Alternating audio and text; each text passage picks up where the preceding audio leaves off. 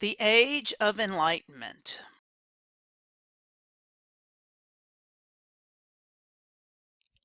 Scientific successes convinced educated Europeans of the power of human reason. If people used reason to find laws that governed the physical world, why not use reason to discover natural laws or laws that govern human nature? Using the methods of the new science, reformers set out to study human behavior and solve the problems of society. Thus, the scientific revolution led to another revolution in thinking, known as the Enlightenment. Through the use of reason, insisted Enlightenment thinkers, people and governments could solve every social, political, and economic problem. Heaven could be achieved here on earth. In the 1600s, two English thinkers, Thomas Hobbes and John Locke, set forth ideas that were to become key to the Enlightenment. Both men lived through the upheavals of the English Civil War, yet they came to very different conclusions about human nature and the role of government. Thomas Hobbes set out his ideas in a work titled Leviathan. In it, he argued that people were naturally cruel, greedy, and selfish. If not strictly controlled, they would fight, rob, and oppress one another. Life in the state of nature, without laws or other control, would be solitary, poor, nasty, brutish, and short. To escape that brutish life, said Hobbes, people entered into a social contract, an agreement by which they gave up the state of nature for an organized society. Hobbes believed that only a powerful government could ensure an orderly society. For him, such a government was an absolute monarchy, which could impose order and compel obedience. The philosopher John Locke held a different, more positive view of human nature. He believed that people could learn from experience and improve themselves. As reasonable beings, they had the natural ability to govern their own affairs and to look after the welfare of society. Locke criticized absolute monarchy and favored the idea of self-government. According to Locke, all people were born free and equal with three natural rights: life, liberty, and property. The purpose of government, said Locke, is to protect these rights. If a government fails to do so, citizens have the right to overthrow it. Locke's theory had a deep influence on modern political thinking. His belief that a government's power comes from the consent of the people is the foundation of American modern democracy. The ideas of government by popular consent and the right to rebel against unjust rulers helped inspire struggles for liberty in Europe and the Americas.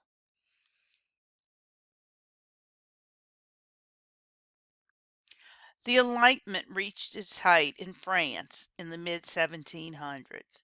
Paris became the meeting place for people who wanted to discuss politics and ideas. The social critics of this period in France were known as philosophes, the French word for philosophers.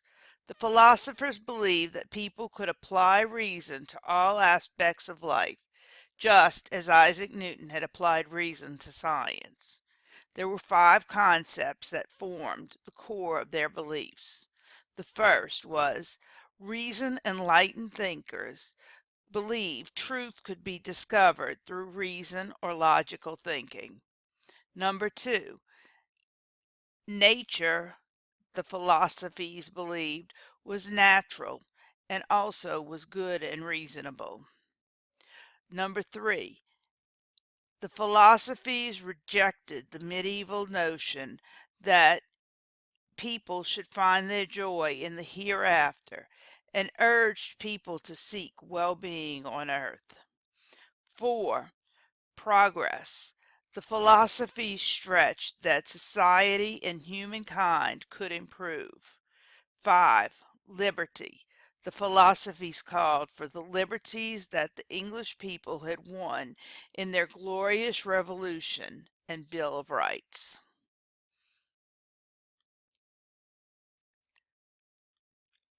Probably the most brilliant and influential of all the philosophies was Francois Marie Arouet.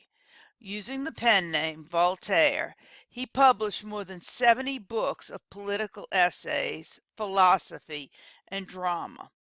Voltaire had said, "My trade is to say what I think," and he did so throughout his long, controversial life. Voltaire used biting wit as a weapon to expose the abuses of his day. He targeted corrupt officials and idle aristocrats. With his pen, he battled inequality, injustice, and superstition. He detested the slave trade and deplored religious prejudice. Voltaire often used satire against his opponents. He made frequent targets of the clergy, the aristocracy, and the government. His sharp tongue made him enemies at the French court, and twice he was sent to prison. After his second jail term, Voltaire was exiled to England for more than 2 years.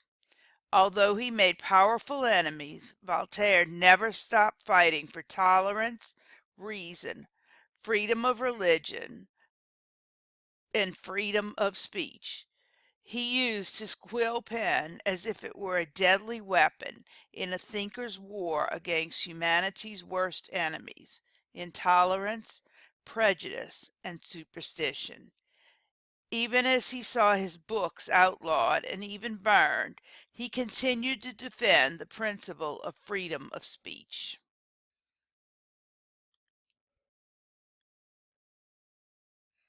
Another influential French writer, the Baron de Montesquieu, devoted himself to the study of political theory.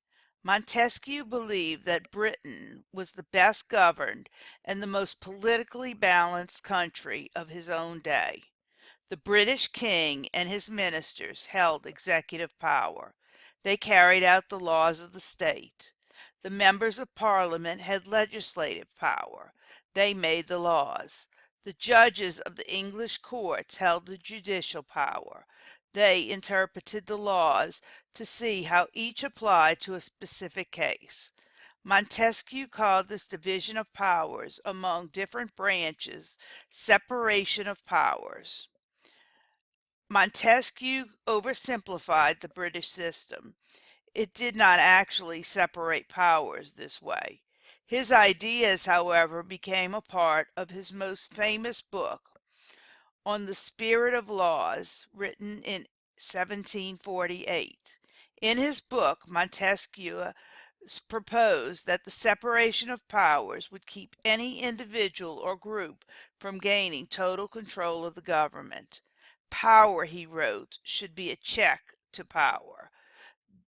The idea later would be called checks and balances. Montesquieu's book was admired by political leaders in the British colonies of North America.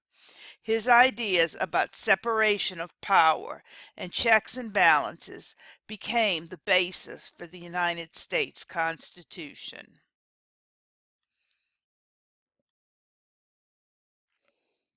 A third great philosophy, Jean-Jacques Rousseau, was passionately committed to individual freedom. The son of a poor Swiss watchmaker, Rousseau won recognition as a writer of essays. A strange, brilliant, and controversial figure, Rousseau strongly disagreed with other Enlightenment thinkers on many matters. Most philosophies believed that science, reason, and art would improve life for all people. Rousseau, however, argued that civilization corrupted people's natural goodness. Man is born free, and everywhere he is in chains, he wrote. Rousseau believed that the only good government was one that was freely formed by the people and guided by the general will of society, a direct democracy. Under such a government, people agree to give up some of their freedom in favor of the common good. In 1762, he explained his political philosophy in a book called The Social Contract. Rousseau's view of the social contract differed greatly from that of Hobbes. For Hobbes, the social contract was an agreement between a society and its government. For Rousseau, it was an agreement among free members to create a society and government. Like Locke, Rousseau argued that legitimate government came from the consent of the governed. However, Rousseau believed in a much broader democracy than Locke had promoted. He argued that all people were equal and that titles of nobility should be abolished. Rousseau's ideas inspired many of the leaders of the French Revolution who overthrew the monarchy in 1789. A famous quote from Rousseau is, "A man is born free, but everywhere he's in chains." What do you think that means?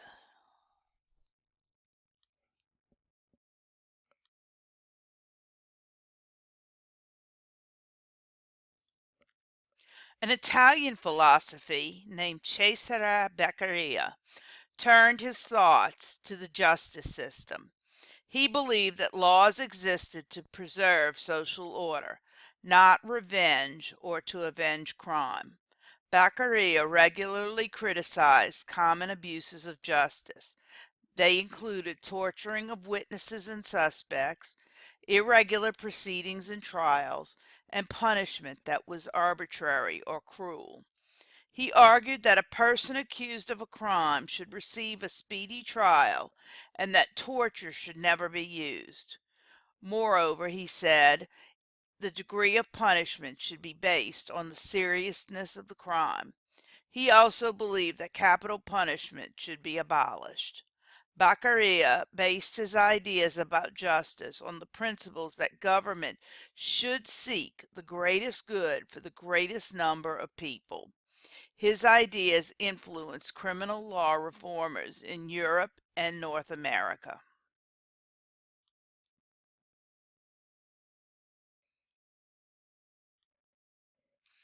The philosophies challenged many assumptions about government and society, but they often took a traditional view toward women. Rousseau, for example, developed many progressive ideas about education.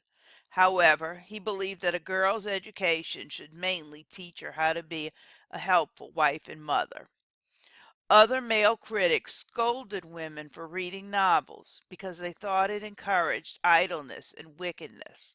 Still, some male writers argued for more education for women and for more equality in marriage. During the 1700s, among the most persuasive women writers was Mary Wollstonecraft, who published an essay called A Vindication of the Rights of Women in 1792. In the essay, she disagreed with Rousseau that women's education should not be secondary to man's. Rather, she argued that women, like men, needed education to become virtuous and useful. Wollstonecraft also argued women should enter the male dominated fields of medicine and politics. Women made important contributions to the Enlightenment in other ways. In Paris and other European cities, wealthy women helped spread the Enlightenment ideas through social gatherings called salons. One woman, fortunate enough to receive an education in the sciences, was Emile du Chaillu. Du Chaillu was an aristocrat trained as a mathematician and physicist. By translating Newton's works from Latin into French, she helped stimulate interest in science in France. Over the span of a few decades, Enlightenment writers challenged long-held ideas about society. They examined such principles as the divine right of monarchs, the union of church and state, and the existence of unequal social classes. They held up these beliefs to the light of reason and found them in need of reform. The philosophies mainly lived in a world of ideas. They formed and popularized new theories. Although they encouraged reform, they were not active revolutionaries. However, their theories eventually inspired the American and French revolutions and other revolutionary movements in the 1800s. Enlightenment thinking produced three other long-term effects that helped shape Western civilization. The first effect was a belief in progress. Pioneers such as Galileo and Newton had discovered the key for unlocking the mysteries of nature in the 15 and 1600s. With the door thus opened, the growth of scientific knowledge seemed to quicken in the 1700s. Scientists made key new discoveries in chemistry, physics, biology, and mechanics. The successes of the scientific revolution gave people the confidence that human reason could solve social problems. Philosophies and reformers urged an end to the practice of slavery and argued for greater social equality as well as a more democratic style of government. A second outcome was the rise of a more secular or non-religious outlook.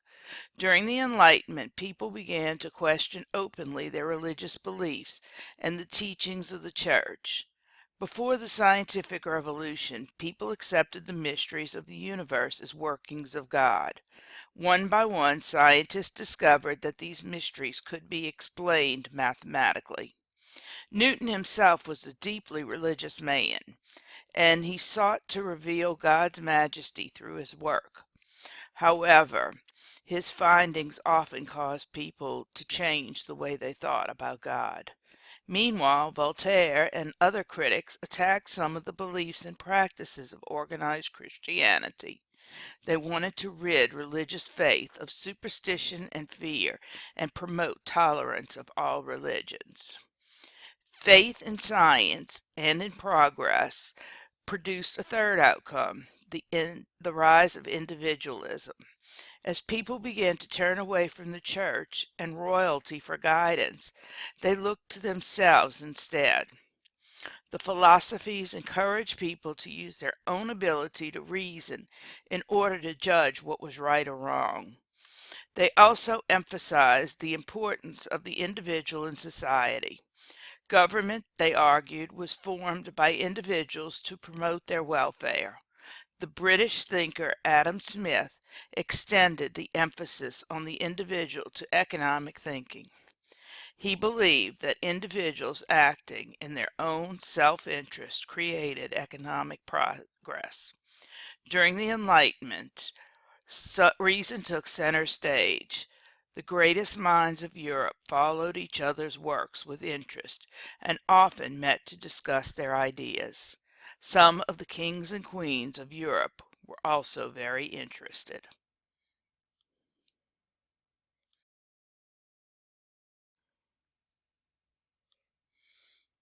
In the 1700s, Paris was the cultural and intellectual capital of Europe. Young people from around Europe and also from the Americas came to study, philosophize, and enjoy the culture of the bustling city. The brightest minds of the age gathered there. From their circles radiated the ideas of the Enlightenment. The buzz of Enlightenment ideas was most intense in the mansions of several wealthy women of Paris. There, in their large drawing rooms, these hostesses held regular social gatherings called salons. At these events, philosophers, writers, artists, scientists, and other great intellects met to discuss ideas. The most influential of the salon hostesses in Voltaire's time was Marie-Thérèse Geoffroy. She helped to finance the project of a leading philosopher named Denis Diderot. Diderot published a large set of books to which many leading scholars of Europe contributed articles and essays. He called it Encyclopedia and began publishing the first volumes in 1751. The Enlightenment views expressed in the articles soon angered the French government and the Catholic Church. Their censors banned the work. They said it undermined royal authority, encouraged a spirit of revolt, and fostered moral corruption, irreligion, and unbelief. Nonetheless, Diderot continued publishing his encyclopedia. The salons and the encyclopedia helped spread Enlightenment ideas to educated people all over Europe. Enlightenment ideas also eventually spread through newspapers, pamphlets, and even political songs. Enlightenment ideas about government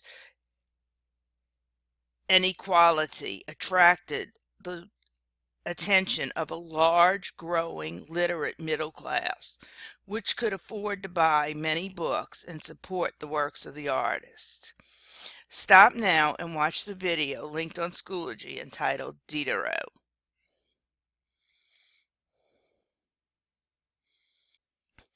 The Enlightenment ideals of order and reason were reflected in the arts, music, literature, painting, and architecture. European art of the 1600s and early 1700s had been dominated by the style called Baroque, which was characterized by a grand, ornate design.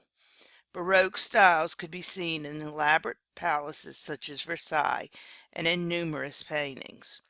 Under the influence of the Enlightenment, styles began to change. Artists and architects worked in a simple and elegant style that borrowed ideas and themes from classical Greece and Rome. The artistic style of the late 1700s is therefore called neoclassical or new classical. Music styles also changed to reflect Enlightenment ideas. The music scene in Europe had been dominated by such composers as Johann Sebastian Bach of Germany and George Friedrich Handel of England.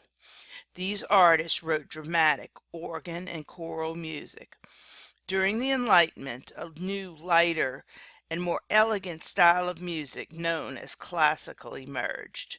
Three composers in Vienna, Austria, rank among the greatest figures of the classical period in music. They were Franz Joseph Haydn, Wolfgang Amadeus Mozart, and Ludwig van Beethoven. Writers in the 18th century also developed new styles and forms of literature. A number of European writers began writing novels, which are lengthy works of prose fiction. Their works had carefully crafted plots, used suspense, and explored characters' thoughts and feelings. These books were popular with the middle class audience, who liked the entertaining stories written in everyday language. Writers, including many women, turned out a flood of popular novels in the 1700s. Samuel Richardson's Pamela is often considered the first true English novel. It tells of a young servant girl who refuses the advances of her master. Another English masterpiece, Tom Jones by Henry Fielding, tells the story of an orphan who travels all over England to win the hand of his lady.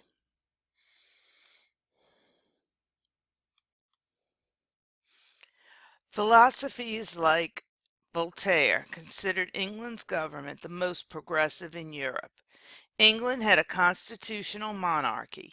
This meant that various laws limited the power of the English king.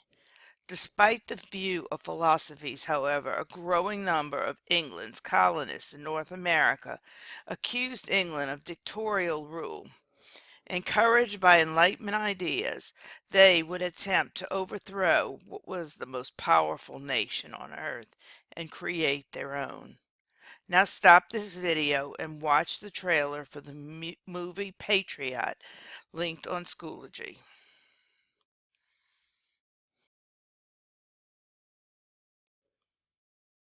When George III became King of Great Britain in 1760, his North American colonies were growing quickly. Economically, the colonies thrived on trade with the nations of Europe. By the mid 1700s, the colonists had been living in America for nearly 150 years. Each of the 13 colonies had its own government, and people were used to a great degree of independence. Colonists saw themselves less as British and more as Virginians or Pennsylvanians. However, they were still British subjects and were expected to obey British law. In 1754, war erupted on the North American continent between the English and the French. The French had also colonized parts of North America throughout the 1600s and 1700s. The conflict was known as the French and Indian War. The name stems from the fact that the French enlisted numerous Native American tribes to fight on their side. In Europe, however, they call it the 7 Years' War. The fighting lasted until 1763, when Britain and her colonists emerged victorious and seized nearly all of French land in North America. The victory, however, only led to growing tensions between Britain and its colonists. In order to fight a war, Great Britain had run up a huge debt.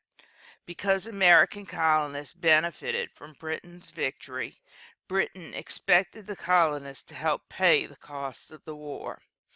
Great Britain had begun passing a series of taxes on the colonists to help to pay for the war. The colonists were angry. They argued no taxation without representation.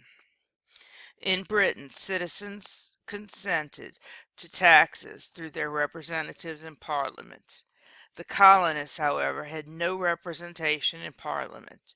Thus, they argued they could not be taxed. John Locke said that a government must represent its people, and in this case, it was making decisions for the colonists without representing them. The English government was not representing the people. The first tax Parliament passed was the Stamp Act. According to this law, colonists had to pay a tax to have an official stamp put on wills, deeds, newspapers, and shipping documents, even playing cards and other printed material to be paid to Great Britain. Colonial lawyers, tavern owners, merchants, and printers were the most affected. American colonists were outraged. They had never paid taxes directly to the British government before. Colonial lawyers argued that the stamp tax violated colonists' natural rights. Colonists immediately began a boycott, that is, they refused to buy British goods. They attacked stamp agents and burned stamps on the streets. The colonists resolved Parliament could not tax the colonies because they didn't have any representation in Parliament. No taxation without representation. They insisted only the colonists' elected leaders could tax them. Finally, Great Britain repealed the Stamp Act in 1766. However, Great Britain reasserted its right to pass laws governing the colonies in the Declaratory Act of 1766, and in 1767, Great Britain passed another series of taxes. British troops had been sent to the Americas to protect the people who enforced Britain's tax laws. One night, a squad of soldiers was harassed by a Boston crowd throwing snowballs and rotten eggs. Next thing you know, 5 Americans lay dead in the snow.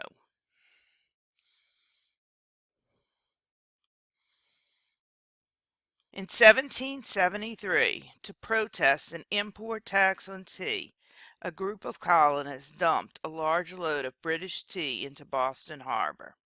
George III, infuriated by the Boston Tea Party, as it was called, ordered the British Navy to close the port of Boston. Such harsh tactics by the British made enemies of many moderate colonists.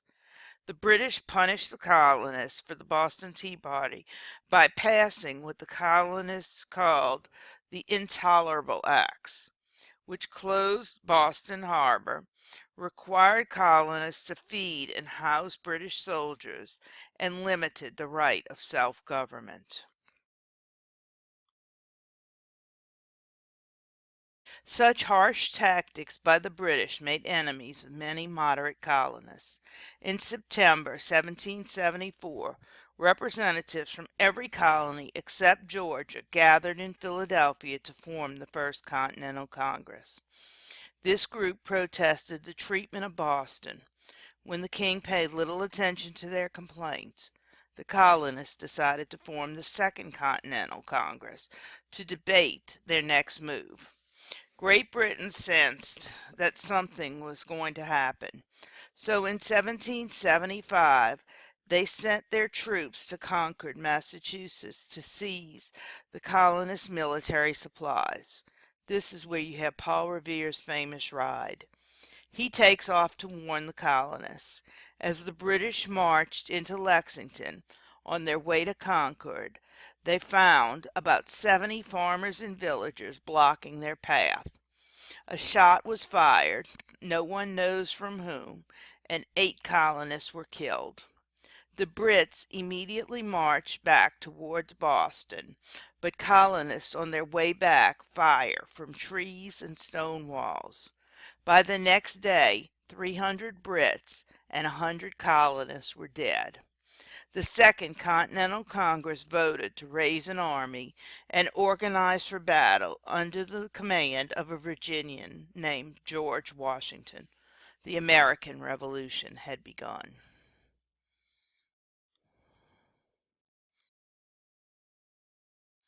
Have you ever written a paper without a computer? It probably looked a lot like this. Thomas Jefferson was chosen to write the document, and this was one of his drafts, crossed out lines and added words.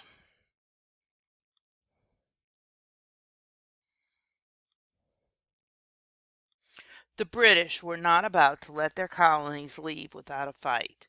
Shortly after the publication of the Declaration of Independence, the two sides went to war. At first glance, the colonists seemed destined to go down in quick defeat.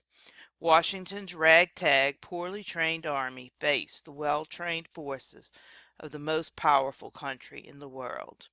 In the end, however, the Americans won their war for independence. Several reasons explain the colonists' success. First, the American motivation for fighting was much stronger than that of the British, since their army was defending their homeland. Second, the overconfident British generals made several mistakes. Third, time itself was on the side of the Americans. The British could win battle after battle, as they did, and still lose the war. Fighting an overseas war 3,000 miles from London was terribly expensive. After a few years, tax-weary British citizens called for peace. Finally, the Americans did not fight alone. Louis XVI of France had little sympathy for the ideals of the American Revolution. However, he was eager to weaken France's rival, Britain. French entry into the war in 1778 was decisive. In 1781, combined forces of about 9,500 Americans and 7,800 French tapped a British army commanded by Lord Cornwallis near Yorktown, Virginia. Unable to escape, Cornwallis eventually surrendered.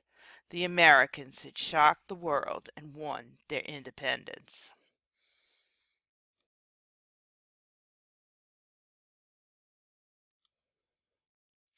Shortly after declaring their independence, the 13 individual states recognized the need for a national government. The 13 states ratified a constitution in 1781 called the Articles of the Confederation.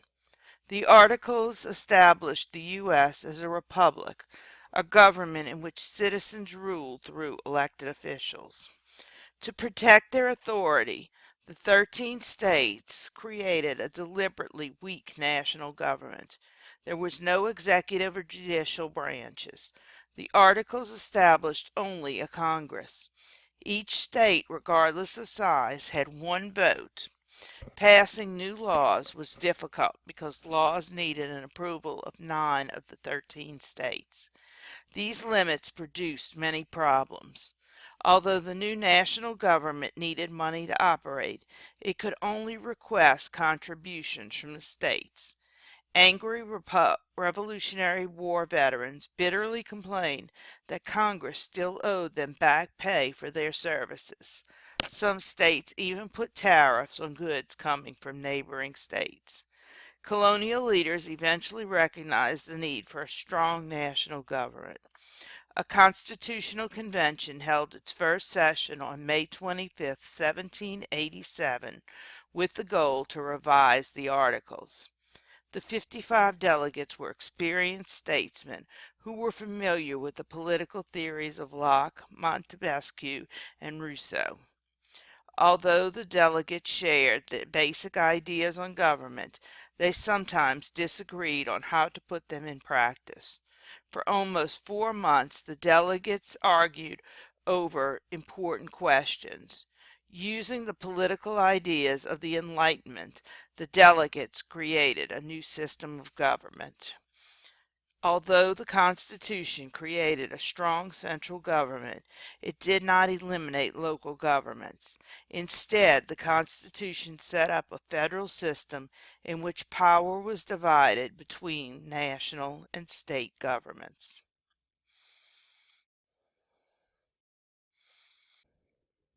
The United States formed as a republic, not necessarily a full democracy. They formed a government in which citizens ruled through elected representatives, including their president. Who or where did the founding fathers borrow this idea from? The Roman Republic. Also, government had to be limited. What Enlightenment thinker was the founding fathers inspired by? Rousseau.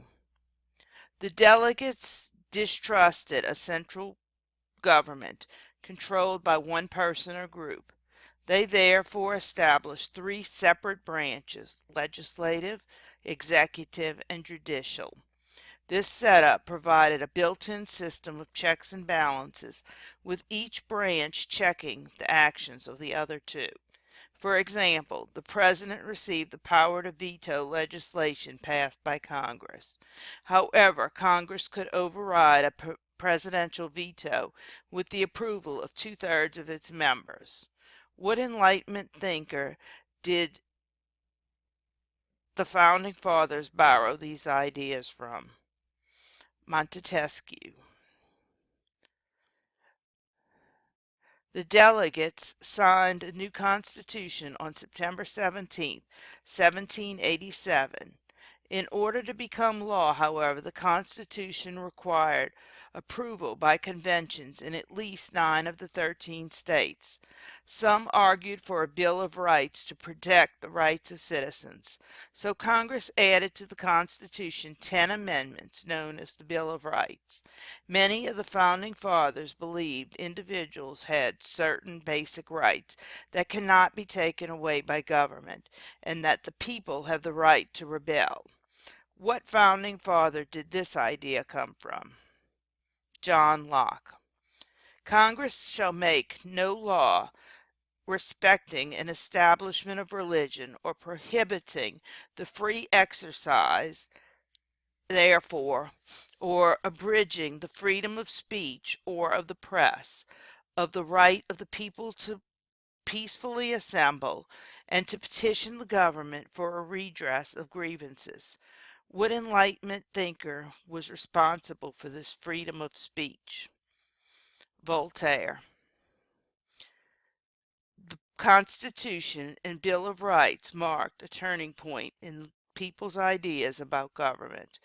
Both documents put Enlightenment ideas into practice.